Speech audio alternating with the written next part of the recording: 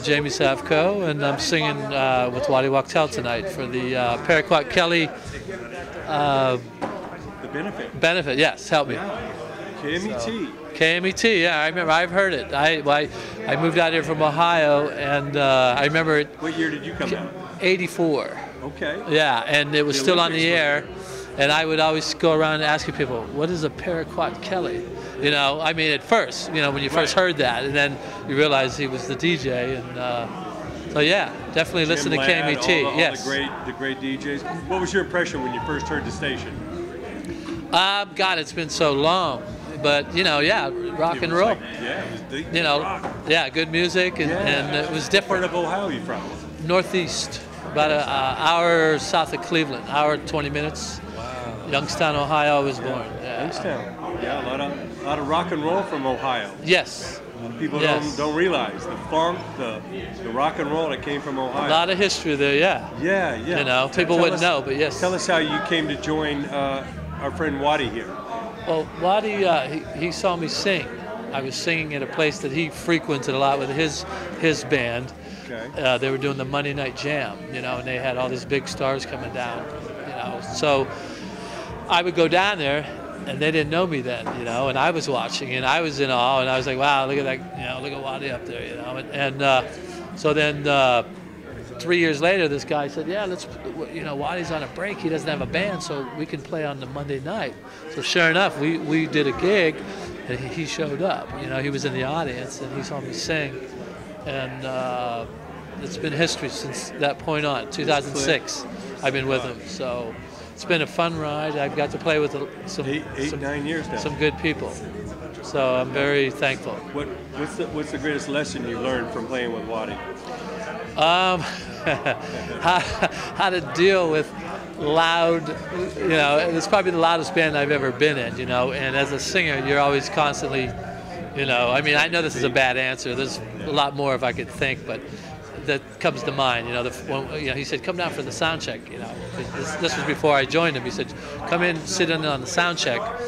And we did Highway to Hell, and his first, you know, it was so loud, you know, my whole, you know, you stand to attention, you know, and you become very alert.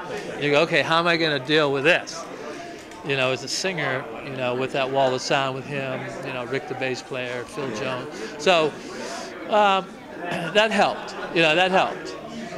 You know, that learned a lot. I've learned a lot, and he's helped, you know, in a lot of different ways, you know, musically, that maybe I wasn't turned on to before I met him. So it's been a good ride, man, and here we are. Man, we can't wait to see you grace the stage. Very special night. Slash and George Thorogood just performed. I mean, what an amazing night. Yeah.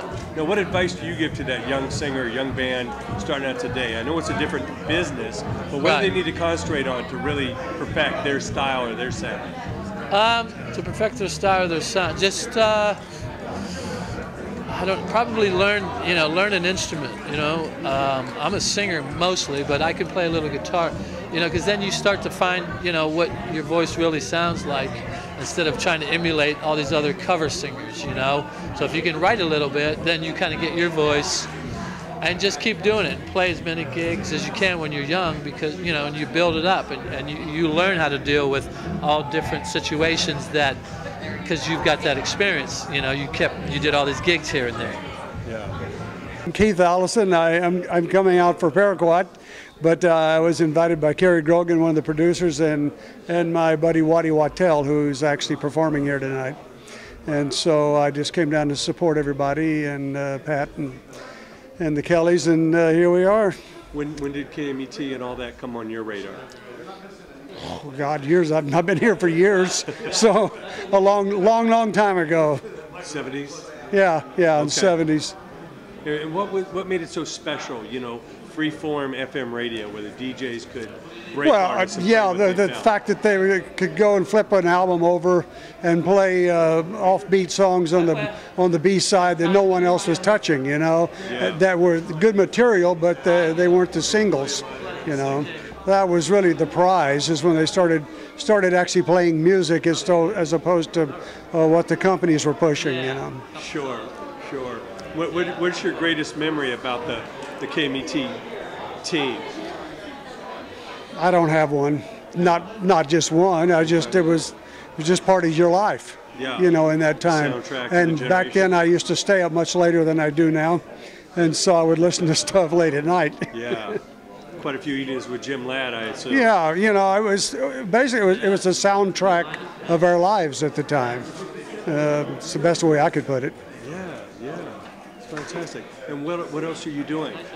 I work with Waddy Wachtel, and we've had this band together for about 14 years, and it's just a kind of an all-star rock band that we play the tunes we want to play.